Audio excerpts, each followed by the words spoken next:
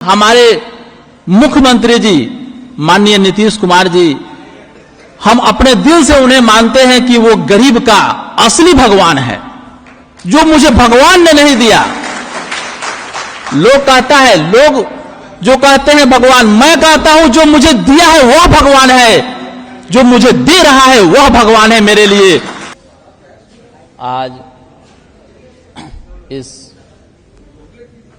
सभागार में उपस्थित हमारे इस बिहार प्रदेश के प्रदेश अध्यक्ष, हमारे गार्जियन समान उमेश बाबू और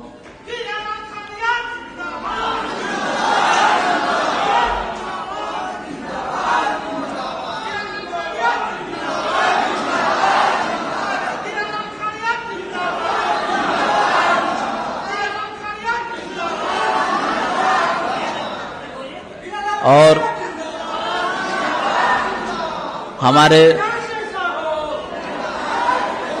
जेडीयू पार्टी से लगातार 2005 से लेकर आज तक ग्रामीण विकास मंत्री हमारे श्रवण बाबू और एमएलसी संजय गांधी बाबू और हमारे विधानसभा से आए हुए हमारे गुंजन पटेल जी, हमारे गुड्डू पटेल जी और हमारे प्रखंड अध्यक्ष विनय बाबू और हमारे विधानसभा से चलकर आए हुए बबलू पटेल भैया, हीरालाल महतो, महेश महतो, अरविंद महतो, सोहन महतो, दिनेश महतो, लालबाबू महतो, सुगारत महतो, हमारे दशरथ महतो, मोहन महतो, अटल महतो और नौसाद भाई, तबरेज भाई, हमारे पंचायत के उप मुखिया मिकाइल भाई, हमारे करीबी राकेश कुशवाहा जी, राम प्रताप कुशवाहा जी, हमारे मित्र अजीत कुशवाहा जी, हमारे मित्र नरेंद्र कुशवाहा जी, हमारे मित्र अनिल राम जी और बौराज नगर पंचायत के नवनिर्वाचित वार्ड सदस्य अरविंद पटेल जी,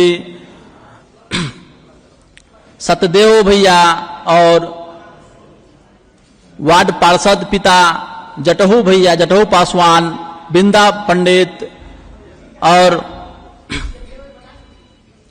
रामुदगार दास जी एवं तमाम सभी लोगों का नाम लेंगे तो काफी समय लगेगा। बहुत कम समय में हम चाहेंगे सभी लोगों का नाम संबोधन करना। बबलू भैया हैं, हमारे मुन्ना भैया हैं मीडिया बंधु, हमारे राजेश भाई हैं मीडिया बंधु, हमारे बालेंद्र शाह जी हैं मीडिया बंधु, राजन सिंह जी हैं मीडिया बंधु, हमारे निखिल भाई हैं जो मीडिया के काम करते हैं और हमारे नंदकिशोर भैया हैं, रंजीत भैया हैं, हमारे जटौलिया पंचायत से उप मुखिया सुरेंद्र महतो जी हैं, सुबोध कुशवाहा जी हैं। समय का तो अभाव है, थोड़ा हम चाहेंगे कि समय कम लगे, इसलिए सभी लोगों को मैं हाथ जोड़कर माफी मांगता हूं। चाहे राम बाबू भैया है, संदीप भाई हैं, सभी लोगों से, देवेंद्र भैया, देवेंद्र राम जी हैं, सभी लोगों से माफी मांगते हुए मैं अपनी बात को आगे बढ़ाने का काम कर रहा हूं। आज मुझे काफी खुशी है कि इस मंच पे मुझे 2 शब्द बोलने का मौका मिला है। आज मैं हमेशा सोचता हूं कि हमारे मुख्यमंत्री जी माननीय नीतीश कुमार जी, हम अपने दिल से उन्हें मानते हैं कि वो गरीब का असली भगवान है, जो मुझे भगवान ने नहीं दिया। लोग कहता है, लोग जो कहते हैं भगवान, मैं कहता हूं जो मुझे दिया है वह भगवान है, जो मुझे दे रहा है वह भगवान है मेरे लिए। जो मुख्यमंत्री जी ने हम लोगों को, जो लोग कहते हैं भगवान से बढ़ के हम लोगों को दिए हैं, अगर उनकी बात मैं गिनाऊं, मैं जरूर गिनाऊंगा। आज मुझे मौका मिला है, मैं शुरू से उनका काम को गिनाने का प्रयास करूंगा। जब उन्होंने फर्स्ट 2005 में जब वो मुख्यमंत्री बने, तो उस समय पहला 2006 में जब मुखिया चुनाव हुआ, तो मुखिया चुनाव में मैंने 2001 का मुखिया चुनाव देखा था, मैंने बच्चा था उस समय देखा था। जिसके पास शक्ति था, गोली बंदूक से वो आदमी मुखिया बनता था, जिला परिषद बनता था, समिति बनता था। जिसके पास गोली बंदूक नहीं था वह आदमी मुखिया, समिति, सरपंच और जिला पार्षद नहीं बनता था। मैंने वैसे वैसे व्यक्ति को देखा। अपने विधानसभा के एक इतिहास उठाकर मैं बताना चाहूंगा। एक पंचायत है कथैया, हरपुर पंचायत, जो हरपुर पंचायत में कैप्टन से रिटायर होकर आए थे गोवर्धन पासवान जी, और उन्होंने मुखिया का चुनाव लड़ा। और वो इतने मजबूत, इतने साहसी लोग थे, वो सिर्फ अपना वोट नहीं दे पाए। इसलिए नहीं दे पाए कि इतनी गोलियां चलने लगी, मुखिया जो कैंडिडेट थे उनके द्वारा इतनी गोलियां चलने लगी कि वो अपना वोट नहीं दिए। जब वो कैप्टन से रिटायर थे, उतने बड़े बलिष्ठ लोग थे, उतने बड़े संपन्न लोग थे, तो अपना वोट नहीं दे सके। जब खड़ा थे तो और जनता क्या उनको वोट देगा। तो उस समय जो भी लोग जीतता था गोली बंदूक के बल पे जीतता था। लेकिन जब हमारे माननीय मुख्यमंत्री जी जब मुख्यमंत्री का पद संभाले, उसके बाद 2006 में चुनाव हुआ। जब 2006 में चुनाव हुआ तो कोई ऐसा माई का लाल नहीं था जो गोली बंदूक के बल पर छाप कर जीत जाता।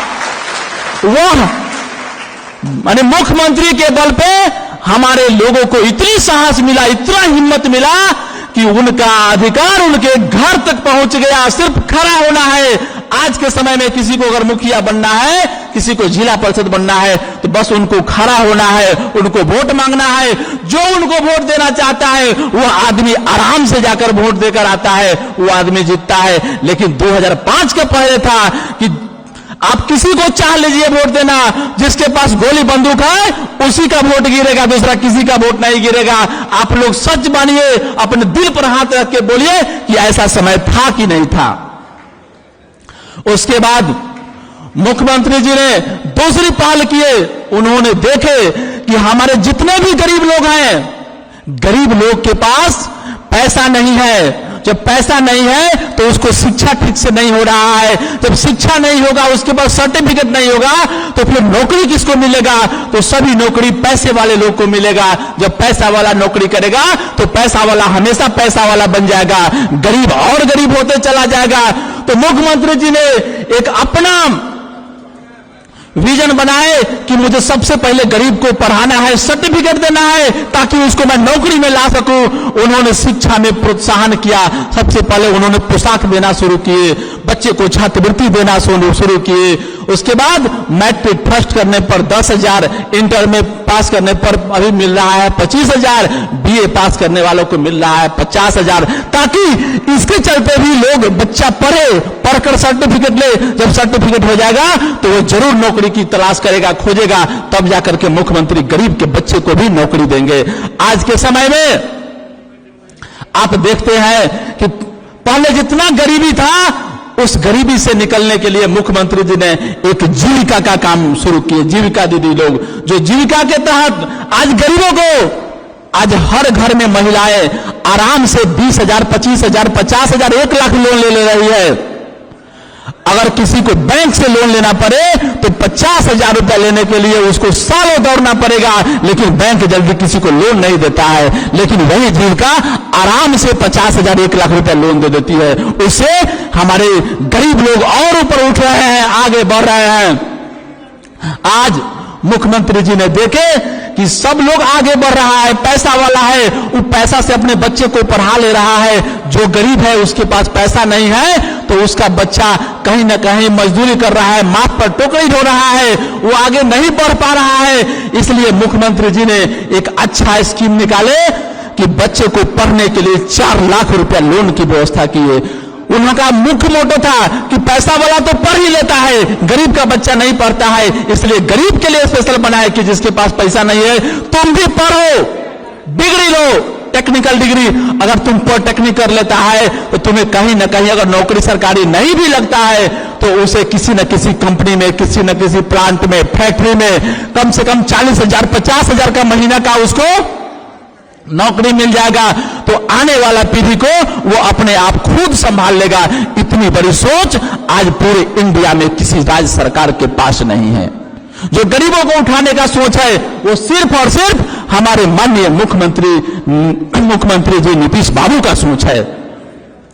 उसके बाद आज के दौर में उन्होंने ऐसी व्यवस्था बना दिया, मैंने देखा हूं 2005 से पहले किसी आम आदमी को मारकर फेंक देता था, कोई फर्क नहीं पड़ता था, लेकिन आज शासन प्रशासन इतना चुस्त दुरुस्त है कि अगर किसी को एक थप्पड़ मारता है कोई, तो उसको बहुत सोचना पड़ता है कि अगर हम एक थप्पड़ मारे हैं तो हमको प्रशासन छोड़ेगा नहीं, मुझे जेल तक भिजवा देगा। आज के समय में बोलिए कोई किसी को एक थप्पड़ मार पा रहा है? नहीं मार पा रहा है।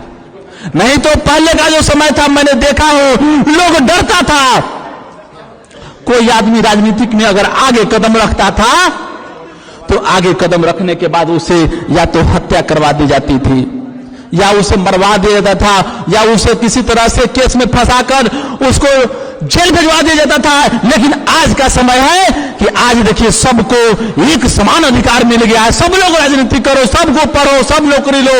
आज तक पूरे इंडिया में हम बात कर रहे हैं कि ऐसा कभी हुआ था कि मात्र 6 महीने से 7 महीने के अंदर में 2 लाख लोगों को नौकरी मिल जाना? कभी किसी ने कल्पना भी नहीं किया होगा। इतनी बड़ी बात कर रहे हैं। जो काउंसलर थे, एक हमारे बहुत प्रिय थे, वो बोल रहे थे कि इस बार जो बहाली हुआ है, मैंने देखा है कितने बच्चे को पैरों में चप्पल नहीं था, ठीक से चप्पल नहीं था, हवाई चप्पल पहनकर आया नौकरी करने के लिए, नौकरी का ज्वाइनिंग लेटर लेने के लिए। अगर यही मुख्यमंत्री जी अगर इस तरह से नौकरी नहीं देते, हम अपनी ही बात बता रहे हैं, उन्होंने जो बताया हमको, अगर ये चीज मुखिया के द्वारा अगर कर दिया जाता और लोगों के द्वारा अगर कर दिया जाता तो उसको 4 लाख 5 लाख का डिमांड हो जाता, तो वो गरीब को नौकरी नहीं मिलता। लेकिन मुख्यमंत्री जी ने खुद अपने से लेकर के जो महागरीब से भी गरीब था, बच्चा पढ़ा था, उसको नौकरी देने का काम किए। नहीं तो आज जो इतने गरीब को नौकरी मिला है, उतना नौकरी नहीं मिलता। आपको मैं बताना चाहूंगा, आज के डेट में मुख्यमंत्री जी ने एक ऐसा प्लान लगाया है, हर जिला में अति पिछड़े के बच्चे को, यानी कोई बच्चा हो, लड़की हो, लड़का हो, उसको पढ़ने के लिए, लड़की को, अति पिछड़ा के लड़की को पढ़ने के लिए जिला में एक यानी पढ़ाई से लेकर खाना पीना रहना सहना सब फ्री करवा दिए हुए हैं।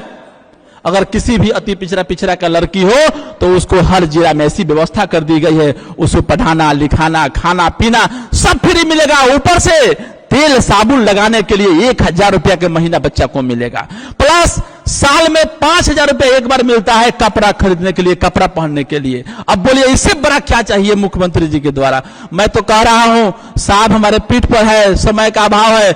मैं अगर मुख्यमंत्री जी की बात अगर करूं तो बहुत समय मेरे पास कम पड़ जाएगा। उनके पास इतना सारा काम है, वो इतना अच्छा काम किए हैं। मैं एक अति पिछड़ा का मुखिया हूं, अगर मैं आज मुखिया हूं तो मैं सिर्फ और सिर्फ मुख्यमंत्री जी के बदौलत हूं। अगर मेरा सीट आरक्षित नहीं होता तो मैं भी मुखिया नहीं होता। वहां से मेरे यहां लगातार राजपूत मुखिया हुआ करते थे, दूसरा नहीं होता था, और मैं मुख्यमंत्री के द्वारा जब आरक्षण लगा तब जाकर के मैं भी मुखिया बना। मेरे साथ क्या, मेरा क्या, मेरे साथ साथ बहुत सारे मुखिया अति पिछड़ा का हुए, दलित महादलित का मुखिया हुए। नहीं तो वो लोग सपनों में कभी नहीं सोचते कि मैं कभी मुखिया बनूंगा।